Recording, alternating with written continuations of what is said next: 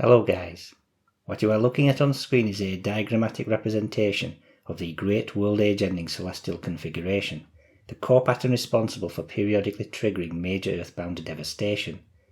Now, as those of you familiar with the mysteries well know, it's practically a given that planetary alignments of a special type are actively responsible for causing all kinds of exotic phenomena within the heavens, effects which are oftentimes highly destructive. These include massive global seismic activity, what may involve the jostling of whole continents, extreme solar activity, including powerful solar flares and coronal mass ejections, the ignition of certain planets, causing them to temporarily take on cometary properties, a dimming of the sun, or of the sun changing its colour, or even the Earth's atmosphere itself altering its hue. All in all, the effects can be many and varied, and can differ significantly in terms of intensity and power. That being said, ultimately, it is the planets themselves which are responsible for triggering these effects, and suddenly, all by way of a special mechanism of the solar system, celestial resonance if you will. Now, the configuration you see on screen involves the four main inner planets, all arranged in a very special pattern, producing two separate but simultaneous alignments. Firstly, an alignment of Mars, Venus, the Sun and Mercury, closely targeting the Milky Way centre, and secondly, at the same time, a close alignment of the Sun, the Earth and the Pleiades star group. Now, as both alignments are Sun-centred, this configuration has a very definite recurring sequence. The primary uniform interval is some 4,497 years. That is to say, that the pattern will always repeat every 4,497 years. Within this time period, though, is an irregular set of sub-intervals, all of which sum to the primary interval. Now, in establishing the precise times when this pattern has occurred in the past, in the noted sequence, it can be seen to correspond to periods of major earthbound devastation. From the charts displayed, the last time this configuration was achieved was in 1345 AD, and out of the last 12 times in total, on 8 of those occasions, as labelled in orange, the Earth has suffered immense changes, as verified by the geophysical record of the planet. One may note in particular the year 9621 BC, the year in which Atlantis was destroyed. Plato was right about the date, 9,000 years before the time of Solon, who himself lived in the 6th century BC. With that aside, however, I do want to draw your attention to a very important point concerning the on-screen data. The fact that a number of the disasters are listed as cometary bombardment. You might be wondering how a set of planetary alignments could be linked to the Earth being struck by debris from space. Well, as already stated, when such special patterns are achieved, they produce a wide variety of novel effects, and not just respecting the Earth. In some instances, certain other planets within the solar system may literally flare up to develop, albeit temporarily, cometary properties, most notably establishing a pronounced tail. What they are also capable of doing, though, as with small comets observed today, is actively blasting off their own material into space as they travel. Now, in the case of small comets, the size of the material fragments emitted is somewhat minuscule. When whole planets flare up, however, caught up in a special end-of-age conjunction, then everything is vastly scaled up. In this instance, they are able to blow off very sizable chunks of matter into space, smeared out over large sections of the solar system. In passing through such debris fields before they safely dissipate, the Earth may be subject to significant cometary bombardment, hence the synchronization between the noted set of alignments and the Earth being struck by celestial debris. Now, I do hope you all stick with me to the end of this video, because I do have something special for you. You see, the configuration I just noted is certainly not the only one capable of causing earthbound upheaval. There are other patterns, special variants also of great concern. And in this regard, a number of people often ask me if there is a conjunction pattern that might qualify as an end-of-age pattern, which is close at hand, very shortly to be achieved. Well, indeed there is. In fact, there is a conjunction pattern of great interest that is only just a few weeks away from the time of recording this video. One that has all the hallmarks of an end-of-age alignment, able to produce any number of the exotic effects as previously noted. Now, of course, everything is speculative, and statistically speaking, nothing is likely to happen when the alignment in question occurs. That being said, there is that thought in the back of my mind that something may well happen on the day of the event. If not destructive, then something highly unusual or rare. A massive X-class solar flare might be one example. Be that as it may, I will provide all the details of the conjunction pattern in question, including the date, at the very end of this video. Indeed, the key focus of this video is to build a case for just why this pattern is so intriguing, and why it just might be destructive in some way. To this end then, I am going to present a series of past conjunction patterns for your consideration, each of them with a well-established link to either Earthbound Upheaval or an exotic event, as witnessed in the heavens, the timing of the alignments to the events themselves being quite exceptional. In this way you'll get a feel for the science, and be able to judge the significance of the up-and-coming pattern for yourself. To begin then, let's look in some detail at the core alignment pattern just mentioned, specifically with regard to the year 1345 AD, the last time that it occurred. As recorded at the time, in 1345, between Cathay and Persia, that is China and Iran, there rained a vast rain of fire, falling in flakes like snow and burning up mountains and plains and other lands, and whosoever beheld this died within the space of half a day. Something, then, that came from the heavens. The Earth effectively caught up in a cometary stream, or passing through a debris field produced by a planet undergoing energetic excitation, the ultimate cause, of course, being the resonant agitation of the solar system itself, triggered by the arrangement of the planets. Let's look carefully, then, at the celestial pattern in question. From a top-down view of the solar system on the 4th of November, 1345 AD, we have the following. All of the key planets that form the core of the Great Configuration. The primary alignment involving Mars, Venus, the Sun and Mercury, along with the galactic band. In switching position next to the centre of the Sun and looking back towards Mars and Venus, we can see the Earth closely aligned to the Pleiades. Quite an accurate alignment. That being said, it is important to note that at the optimum triple alignment of this configuration, the Earth is not always this close to the Pleiades star group. It dances around it either side, sometimes up to 15 degrees removed from a perfect alignment. In switching position again, we're now at the centre of Mars, looking towards Venus and Mercury, the Sun just beside, with the galactic band just behind. In addition to this though, one may also note to the extreme right of the image the presence of a comet. This is the Comet Enki, a periodic comet that completes an orbit of the Sun once every 3.3 years, or some 1212 days. Quite remarkably, it's only 1 day from perihelion at the time of the triple alignment. Such a fascinating object, more shall be said of Enki later, as it would appear to be linked to other special alignments of note. Further to the core pattern, there is also a contributing conjunction, one that no doubt considerably heightened the power of the celestial effects, an alignment involving Jupiter, Venus and Ceres. Looking down the line from the centre of Jupiter, maintaining the same time, one can see just how accurate it is. In this case, the constellation in the background is Leo, the bright star close to Venus being Regulus. What you have just seen then is simply one example of the Great Conjunction pattern, as given in detail. It's important to realise, however, that there are subtle variations of it, also able to produce disruptive celestial effects. One such example, involving Venus and Mercury switching places in the triple alignment, the order here being Mars, Mercury, the Sun and Venus. For an example of this, we may look to the 10th century. From a writer at the time of the death of Heinrich I of Saxony, it was noted that beginning on October 17th, in the year just before his death, that is 935 AD, that all manner of strange activity in the sky was witnessed.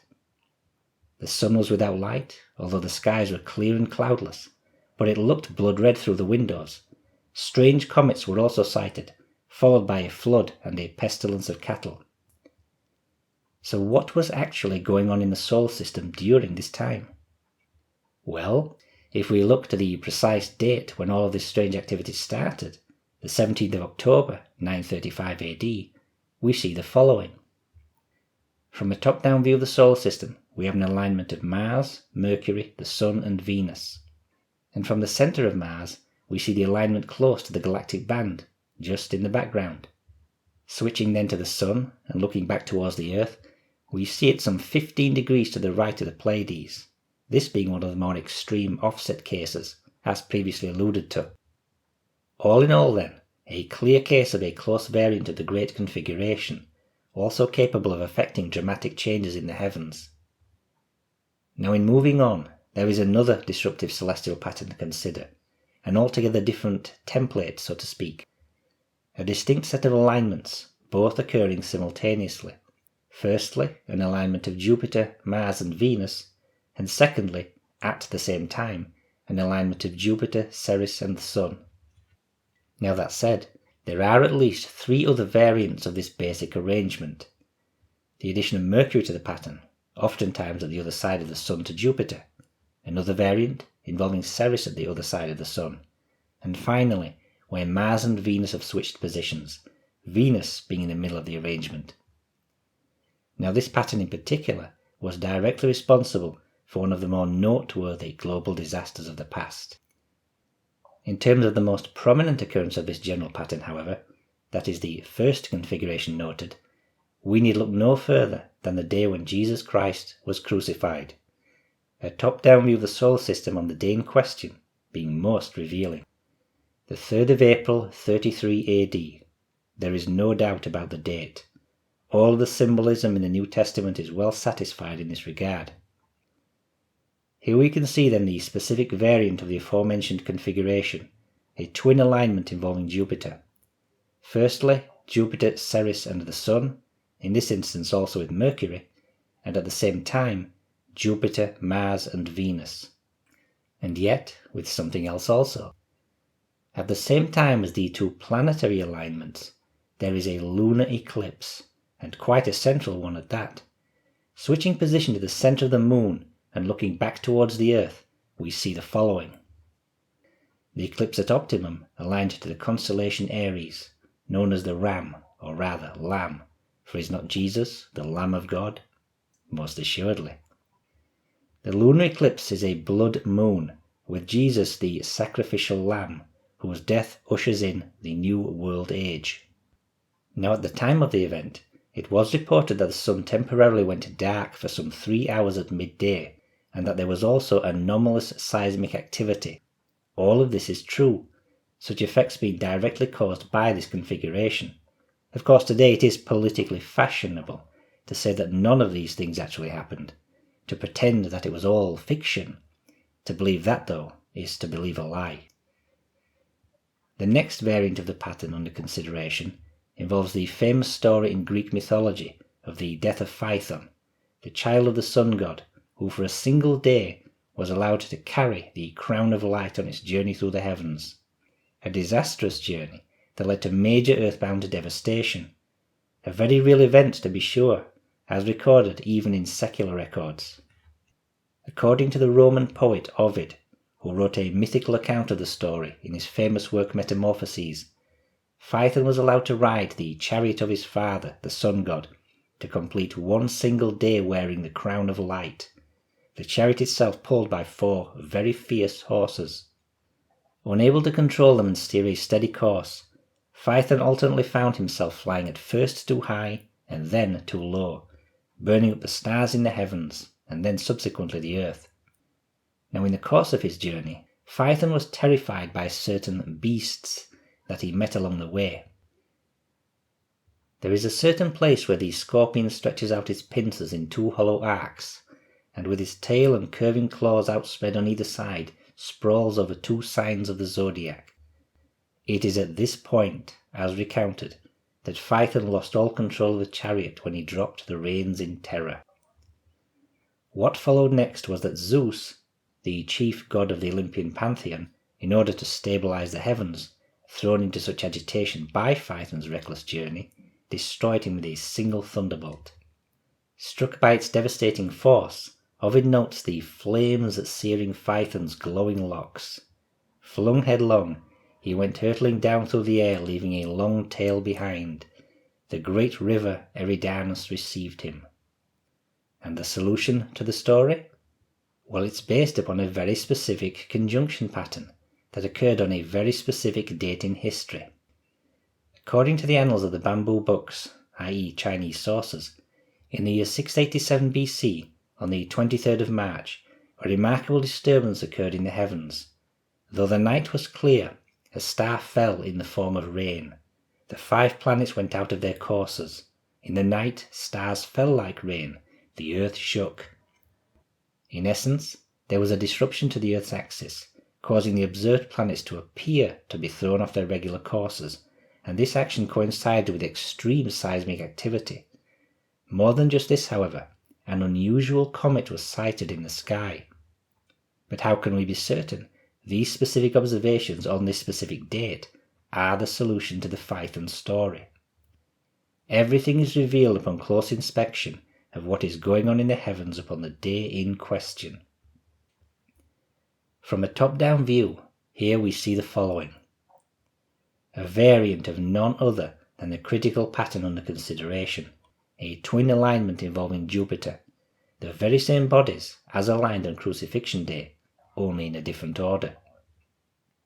Here, in 687 BC, we have Jupiter, Venus and Mars, whilst on Crucifixion Day, 33 AD, it was Jupiter, Mars and Venus. In like manner, here we have Jupiter, the Sun and Ceres. On Crucifixion Day, it was Jupiter, Ceres and the Sun. All of the same bodies aligned, but the order switched. Now a careful consideration of the key celestial bodies themselves, as well as the constellations, is critical to understanding the celestial drama. As detailed in Ovid, the 2 main characters in the story are Zeus, the father of the gods, and Phaethon, who steers the chariot of light. Now in terms of Greek mythology, there is no question that Zeus represents the planet Jupiter, the largest planet in the solar system. But what of Phaethon? The answer is Ceres, the dwarf planet between Mars and Jupiter. This is the planet representative of Phaethon. In acceptance of this, in noting the various background constellations on the date in question, one can readily grasp the key elements of the story. If Phaethon is Ceres, then consider the viewpoint from Ceres, looking out towards the Sun and Jupiter, in alignment. In Ovid's tale, the critical moment when Phaethon loses control of the chariot and is subsequently struck by a thunderbolt from Zeus is when he spots the pincers of the scorpion. Here one can see the alignment from the perspective of Ceres, i.e. Phaethon. Jupiter and the Sun close to the pincers of Scorpius, the scorpion, this being the very beast in question that terrifies Phaethon. Yet further to this, from the perspective of Jupiter, we see a further point of interest. The alignment with the Sun and Ceres is with the Pleiades star group, and here also it is well to consider the mysterious comet alluded to in the annals of the bamboo books. The comet in question is none other than Ceres itself, ignited to develop cometary properties, that is a tail, when caught up in the noted energetic configuration, and this indeed fits well with the mythological account of Ovid. When Phaethon is struck by the thunderbolt of Zeus, i.e. Jupiter, flames sear his glowing locks, leaving a long trail behind. Now as a point of physics, cometary tails always point away from the Sun. Thus from the perspective of Jupiter, were one to pull back and model the cometary tail extending away from the Sun, centered upon Ceres, it would indeed fall directly into the constellation Eridanus, the river into which Phaethon falls to his death. Everything thus matches, a clear case of celestial upheaval, based upon a variant pattern of the noted template. Now in moving on, how could one not consider arguably the most prominent disruptive celestial event of the modern era, the Carrington Event of 1859. The most intense geomagnetic storm in recorded history, generally imputed to a coronal mass ejection, or CME, an event that is oftentimes preceded by an extreme solar flare. Now a CME event actually involves the ejection of a portion of the Sun's magnetic field, along with an accompanying plasma mass, Being shot out into space at exceptional speed, it is more than capable after several hours travel time of striking the Earth, if headed in our direction, which is indeed exactly what happened in 1859.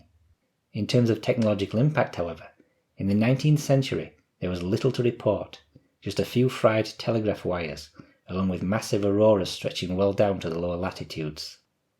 Were such an event to happen today, though, it could severely damage satellites, disable radio communications, or cause continent-wide electrical blackouts that would require weeks or longer to recover from, potentially a civilization-ending event. Now there are two critical dates to note with regards to the Carrington Event, the 28th of August 1859 and the 1st of September, only just a few days later. The extreme solar activity and magnetic effects began on the 28th, culminating in a powerful solar flare on September the 1st, this latter event subsequently triggering a CME which flew off towards the Earth. The key question is therefore, just what was happening in the solar system at the time of the event? Well, from a top-down view, we see the following. Two sun-centered alignments, one involving Saturn, Mars and Venus with the Sun, and the other the Earth and Mercury with the Sun. Quite a remarkable pattern. One may note also the time, 5:10 on the 28th of August.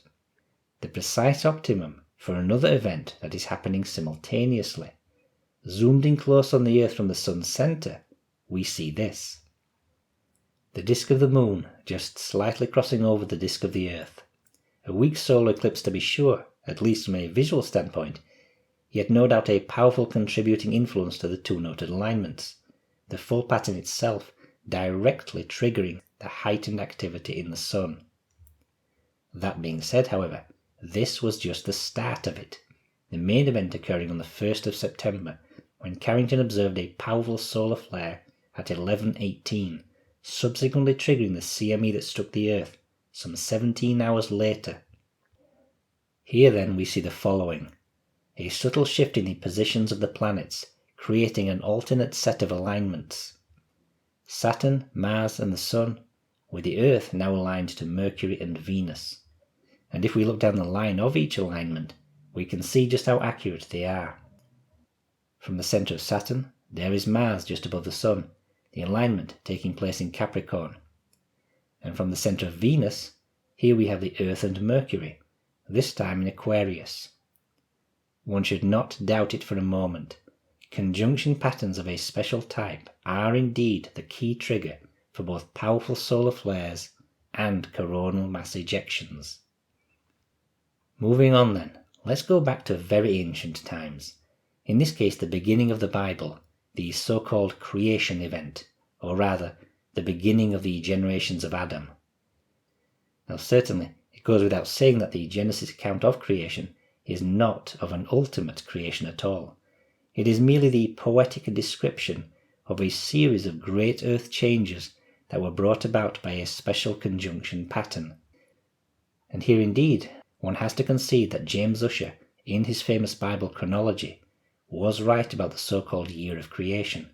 4004 BC is correct. He was wrong, however, about the day and the month. His suggestion that it was the 22nd of October 4004 BC is incorrect. The precise date in question is in fact the 3rd of March. And if we examine the sky carefully upon this date, we can see why. Here we have then a four-body alignment involving Jupiter, Venus, Mercury and the Earth. And in looking down the line from the centre of Jupiter, one can see Virgo in the background. And close up, just how accurate the alignment is. And yet there's more.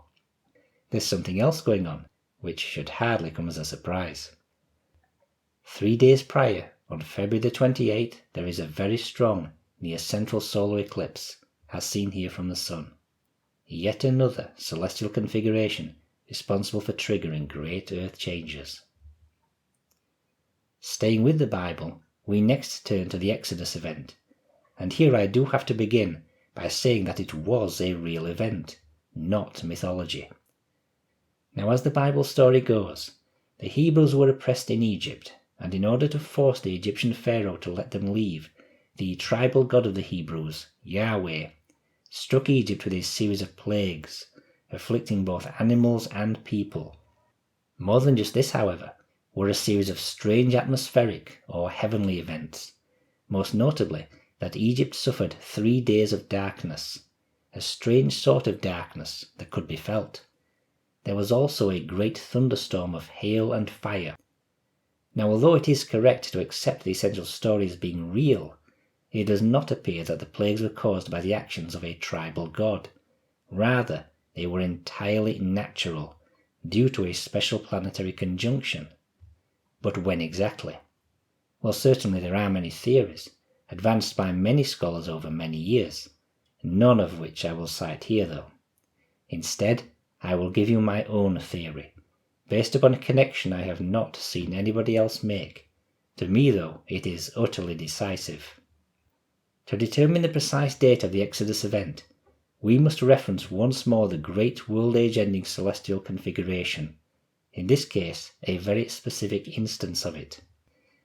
That being 3941 BC, corresponding to a period of intense aridization, no doubt caused by the alignment itself, triggering a severe alteration in the energy output of the Sun. Now, holding this date in mind, consider next a passage from the famous book by Immanuel Velikovsky, Worlds in Collision. Here Velikovsky is noting various prominent ancient thinkers commenting upon certain special time intervals between great global disasters. One in particular here is marked out in bold, a time interval of some 2,484 years, as held to by Aristarchus of Samos. Now it is this measure of time that allows for the determination of the year of the Exodus event. Using the core alignment date of 3941 BC, in moving forwards into the future by exactly 2,484 years, we arrive at 1457 BC, and this indeed is when the Exodus event occurred. With the year thus determined, what absolutely has to be the precise day and month of the event is quickly established. March the 28th, when there is an incredible four-body conjunction of the inner planets. Mars, the Earth, Mercury and Venus. An astoundingly accurate alignment, all the more intriguing when we look down the line from the centre of Mars. And there you see it, a conjunction practically dead on targeting the Pleiades star group. Of course that's not all. I'm sure you know what's coming next. Just 2 days prior, on the 26th of March, there is a lunar eclipse. Could anybody really doubt the date in question? Not really. Now in moving forwards, I want to consider next an extremely noteworthy three-body alignment, as shown diagrammatically, a conjunction of Jupiter, the Earth and Mars, although sometimes it might be Mars in the middle of the arrangement, that being the other variant. Now in introducing this alignment, the first thing to concede is that it is rather frequently achieved in the heavens, occurring every other year or so.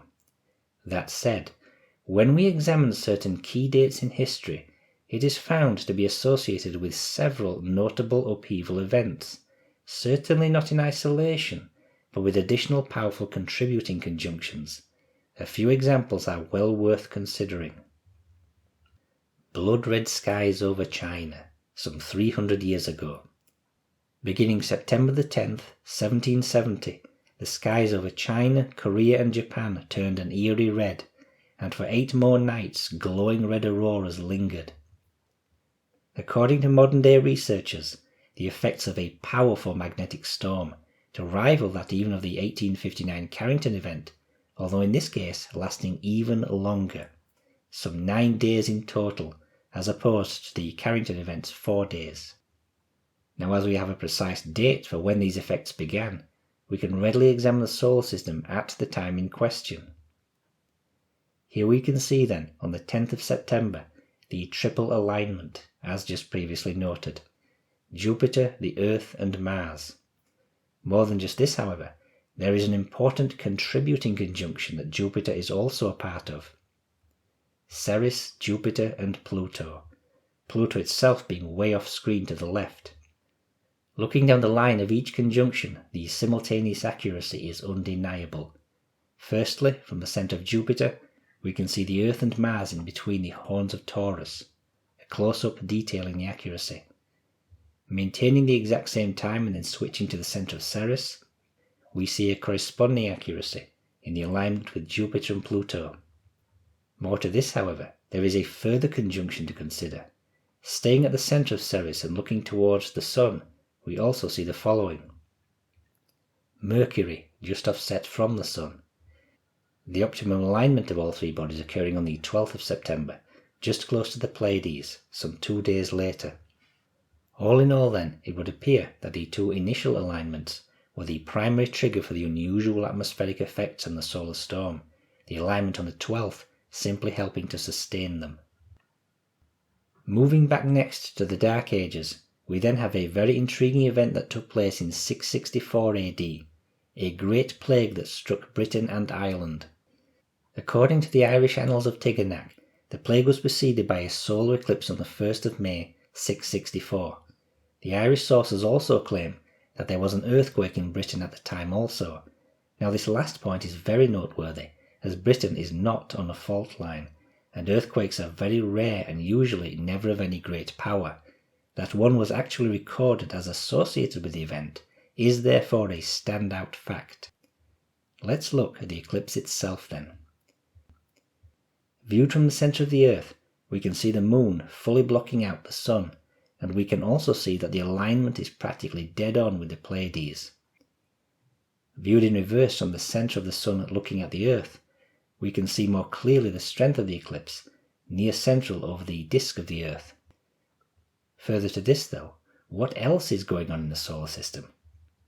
Well, just 1 day prior to the eclipse, on the 30th of April, we have the following. From a top-down view of the solar system, a by now very familiar alignment. Jupiter, the Earth and Mars. And looking down the line from the centre of Jupiter, just in between Aquarius and Pisces, there are the two planets aligned. Now moving on far off into the future, within living memory even, who can forget this? March the 13th, 1989, when the entire province of Quebec, Canada, suffered an electrical blackout caused by a solar storm. It all began some 3 days earlier on the 10th of March, when astronomers witnessed a powerful explosion on the Sun, one that triggered a coronal mass ejection, which subsequently then struck the Earth. In looking more into the whole event, it is also noteworthy that on the 6th of March there was a very large X-15 class solar flare, what preceded the event on the 10th, which itself triggered the CME, causing the blackout. So what exactly was going on in the solar system at the time? Well, beginning with the 10th of March, a top-down view reveals the following. A very precise alignment between Jupiter, Mars and the Earth, the same three bodies involved in these 664 and 1770 events. And yet there's more. A contributing conjunction involving Saturn, Mercury, the Sun and Mars. Now looking down the line at each conjunction in turn, firstly we see the alignment from the centre of Saturn, with Mars and Mercury just near to the Sun. Next we have the alignment involving Jupiter, as viewed from its centre, Mars and the Earth just near to the pincers of the Scorpion, which of course can mean only one thing. If we switch position to the centre of the Earth and look back towards Jupiter, there we see it. An alignment of all three bodies with the Pleiades, practically dead on. But there's more. Recalling the article shown previously, it was stated that on the 6th of March, some 4 days before, there was a powerful X-15 class solar flare. Well, if we go back to the 7th of March, within 24 hours of this, zooming in close on the Earth from the viewpoint of the Sun, it turns out that we have a solar eclipse, undoubtedly a major causal factor of the X-15 flare. The noted planetary alignments on the 10th subsequently triggering the additional solar activity.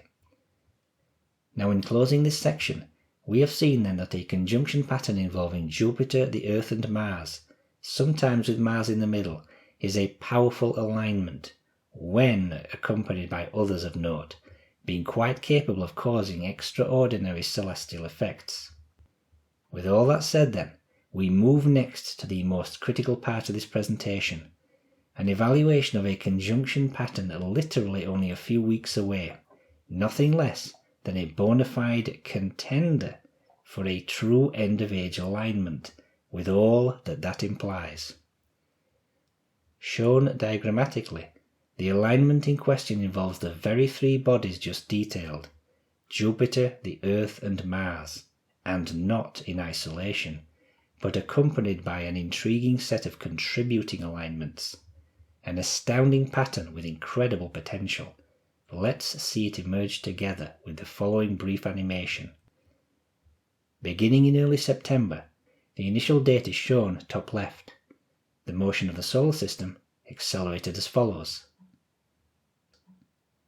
And there it is, the 28th of October 2023, only a few weeks from now. A four-body alignment involving Jupiter, the Earth and Mars, with Mercury also. But not only that, a secondary alignment involving Ceres, Mercury and the Sun. Two conjunctions then, interlocking. And as we look down the line of each of them, we can see just how accurate they are. Firstly, the main alignment, from the centre of Jupiter. Here we see the Earth, Mercury and Mars, tightly grouped. The alignment itself in between Libra and Virgo. Of far greater interest, however, is the alignment viewed in reverse from the centre of Mars, revealing an almost dead centre Aries targeting. But there's something else of interest. Just below and to the left of Uranus, there is a cometary tail. Well, it turns out that the comet in question is none other than Comet Enki, the very same comet that was close to the Sun, just one day from perihelion, at the time of the great destructive alignment of 1345. In this case, it's some 6 days from its closest approach, its perihelion having already been achieved on the 22nd of October. Now, bearing in mind that the orbital period of Enki is some 1212 days, its presence here is very noteworthy. In switching then to the centre of Ceres, we can see just how accurate the additional alignment is with Mercury and the Sun, practically dead on. But that is not the only thing of note. One further relation remains, which I am sure is not hard to guess at. Again, maintaining the exact same time, the 28th of October 2023, at precisely 2030 Universal Time, we have this. A lunar eclipse. That's right. On the very day when all of the other alignments are achieved, there is simultaneously a lunar eclipse. The detail here being a close-up of the Earth as viewed from the Sun. Now further to this, we may view the eclipse in its build-up and passing with the following animation.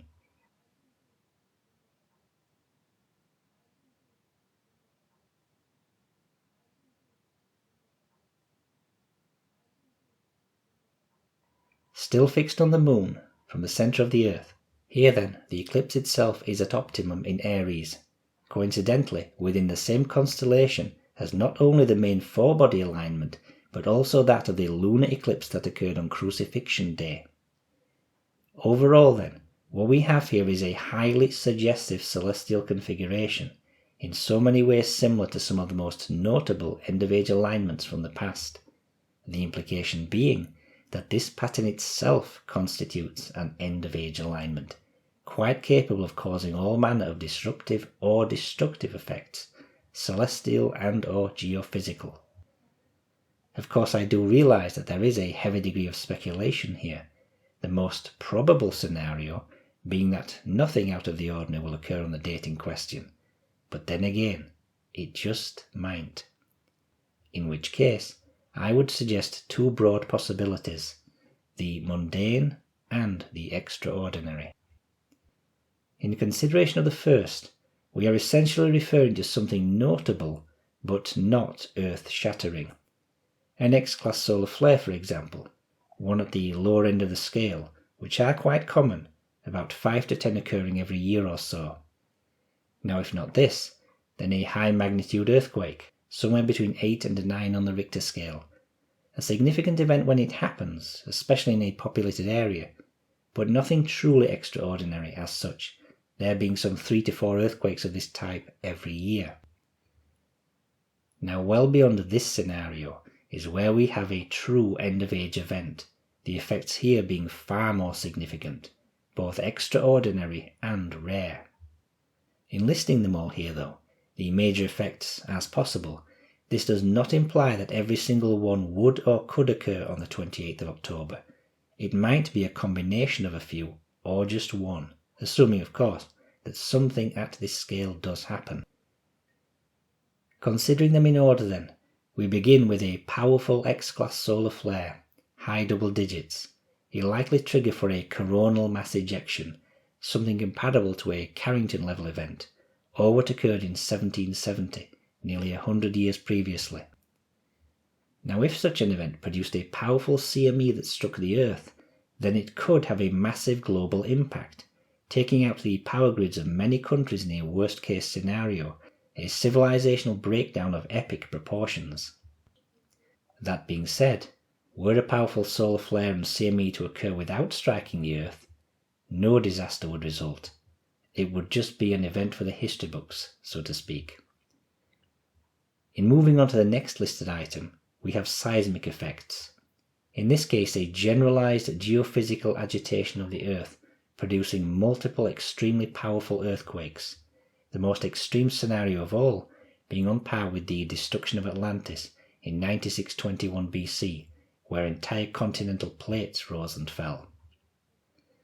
Moving on from this, we then have item number 3, a scenario wherein certain celestial bodies within the solar system flare up to develop cometary properties, most especially long tails. In the past, this has occurred most notably with respect to Mercury, Venus and Mars, but also the dwarf planet Ceres. Now due to this specific configuration involving Ceres, were indeed this scenario to play out, of all the bodies within the solar system, Ceres would be the most likely to manifest cometary properties, especially a long tail. Turning then to item number 4, we look to the Sun, and to a notable change in the energy output of the Sun, quite possibly resulting in a dimming or darkening effect, or a change to its colour, perhaps to the red end of the spectrum. Next is the possibility of strange atmospheric effects, the sky changing its colour over major areas of the globe, going a deep red for example, as with the previously noted 1770 event. Lastly then, we have the most destructive scenario of all, a cometary bombardment of the Earth, the result of material blasted off the surface from another planet within the solar system striking us, as previously discussed. Here then are all the possibilities, were a great world age ending event to occur on the 28th of October 2023. Being only a few weeks away, the truth of the matter will certainly be revealed in due course. Will it be a day like any other? Will something slightly significant occur? Or will something immense occur? Now in saying this, it would be premature to end just here, as there is one final point to make. If we return to the slide shown previously detailing the alignment of Ceres, Mercury and the Sun from the perspective of Ceres, we may note the other bodies close by, still on the 28th of October. What is so fascinating, however, is that if we move forwards just 6 days to the 3rd of November, an entirely new celestial configuration occurs, quite possibly just as significant as that of the 28th. Still at the centre of Ceres, on this new date, we now have the following. Ceres now is aligned very accurately with Mars and Venus, with the Pleiades in the background, whilst also simultaneously involved in a 4-body alignment with Mercury, the Earth and Uranus. From a top-down view though, we can see even more, for there are additional conjunctions present, even that go off screen, 3 in total. Here then, seeing all the alignments in full, in addition to those just mentioned, we have a very accurate alignment now between Mars, Enki and the Sun, Jupiter, the Earth and the Sun, and Venus, the Earth and Neptune, Overall, quite an astounding pattern. Looking down the line of these further conjunctions, we look first from the viewpoint of Mars. The alignment here being with Comet Enki and the Sun, obviously the implication being that Enki might, if caught up in this alignment in conjunction with all the others, flare up to develop a more extreme tail or energetic outburst. Next, we see the alignment of Jupiter, the Earth and the Sun, this being from the perspective of Jupiter, in this case just to the right of Libra. And then finally, we see Venus aligned with the Earth and Neptune, a conjunction of exceptional accuracy, just near the edge of Pisces to the left of Aquarius. In summation then, we essentially have two key dates of interest, with two alignments of interest, only 6 days apart. All of the possibilities laid out regarding the first of them, both mundane and extraordinary, directly applicable also to the 3rd of November, a strong sense that the power of the eclipse on the 28th might also contribute to the configuration achieved some 6 days later. What I'm suggesting then is that on one or both of these dates, something quite out of the ordinary might happen, there at least being a chance of it, however speculative. If anything does occur though, any explosive effects, then they would be sudden. And on this point, I do give a margin of error of plus or minus 1 day respecting each of the noted dates. And here I am thinking of what happened in 1989, the optimum eclipse being on the 7th of March of that year, the X15 flare occurring on the day before, on the 6th of March.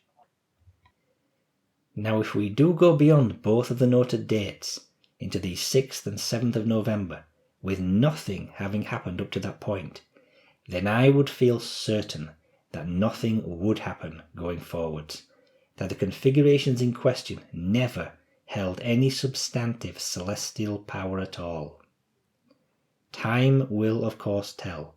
We are only a few weeks away, and so all will shortly be revealed. And with that, I will leave it there. I hope this video has been of interest, and by all means please visit my website to see more of my research.